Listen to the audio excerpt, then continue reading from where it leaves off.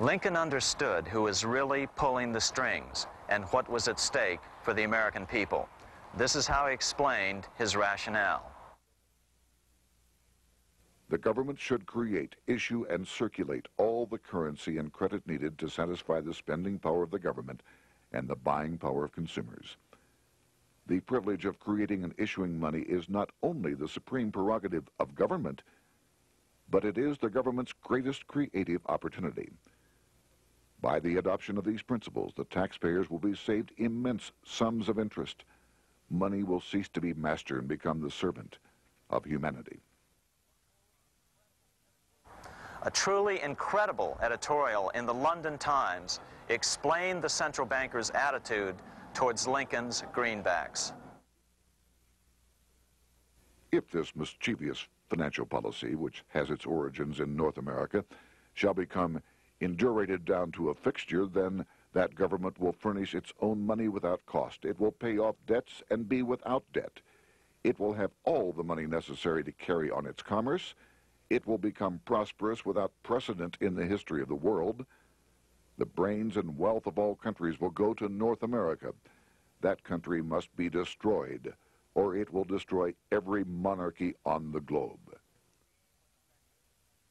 The scheme was effective, so effective that the next year, 1863, with Federal and Confederate troops beginning to mass for the decisive battle of the Civil War, and the Treasury in need of further congressional authority to issue more greenbacks, Lincoln allowed the bankers to push through the National Bank Act. These new national banks would operate under a virtual tax-free status and collectively had the exclusive monopoly power to create the new form of money, banknotes. Though greenbacks continued to circulate, their numbers were not increased. But most importantly, from this point on, the entire U.S. money supply would be created out of debt by bankers buying U.S. government bonds and issuing them for reserves for banknotes. As historian John Kenneth Galbraith explained it, in numerous years following the war, the federal government ran a heavy surplus. It could not, however, pay off its debt, retire its securities, because to do so meant there would be no bonds to back the national banknotes. To pay off the debt was to destroy the money supply. Later in 1863, Lincoln got some unexpected help from Tsar Alexander II of Russia. The Tsar, like Bismarck in Germany, knew what the international money changers were up to and had steadfastly refused to let them set up a central bank in Russia.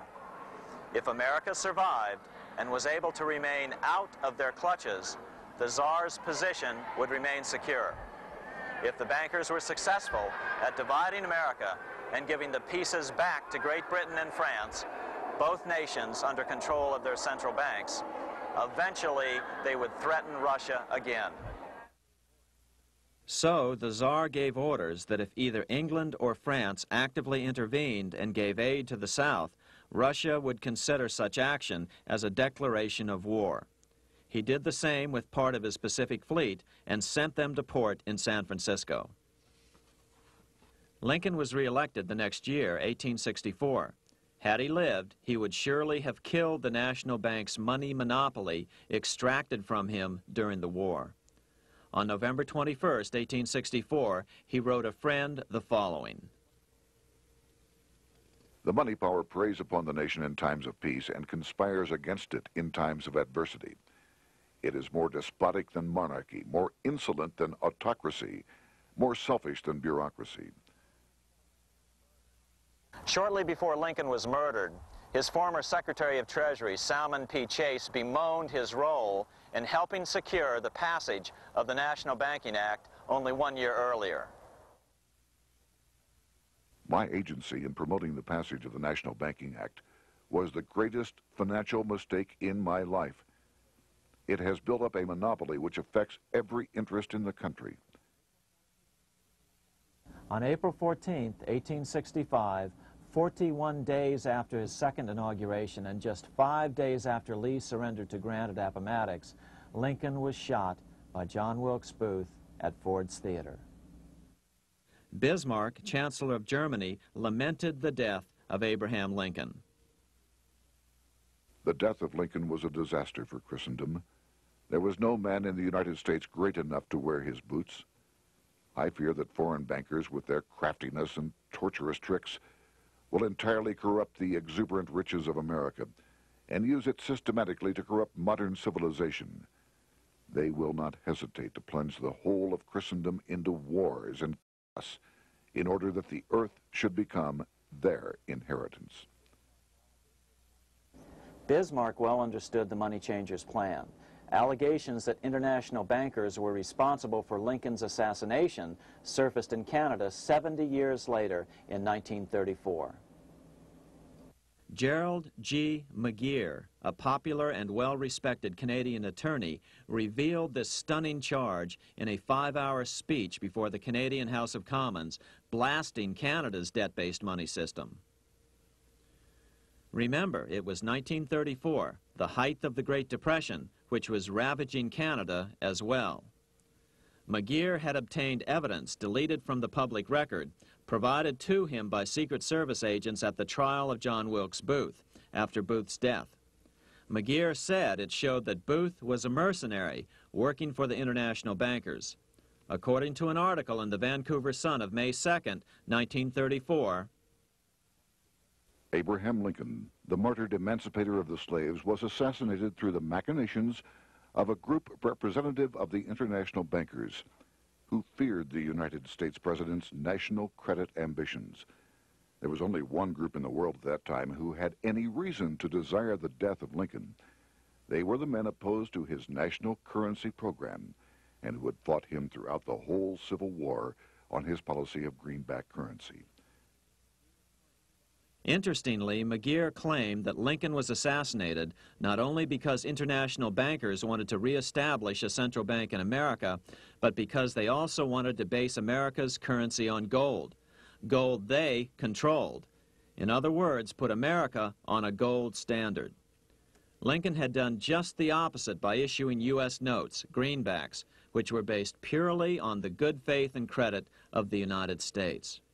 The article quoted McGeer as saying, "They were the men interested in the establishment of the gold standard and the right of the bankers to manage the currency and credit of every nation in the world. With Lincoln out of the way, they were able to proceed with that plan and did proceed with it in the United States. Within 8 years after Lincoln's assassination, silver was demonetized and the gold standard money system set up in the United States." Not since Lincoln has the U.S. issued debt-free United States notes. These red-sealed bills, which were issued in 1963, were not a new issue from President Kennedy, but merely the old greenbacks reissued year after year. In another act of folly and ignorance, the 1994 Regal Act actually authorized the replacement of Lincoln's greenbacks with debt-based notes. In other words, greenbacks were in circulation in the United States until 1994. Why was silver bad for the bankers and gold good? Simple. Because silver was plentiful in the United States. It was very hard to control. Gold was, and always has been, scarce. Throughout history, it has been relatively easy to monopolize gold, but silver has historically been 15 times more plentiful. With Lincoln out of the way, the money changers' next objective was to gain complete control over America's money. This was no easy task.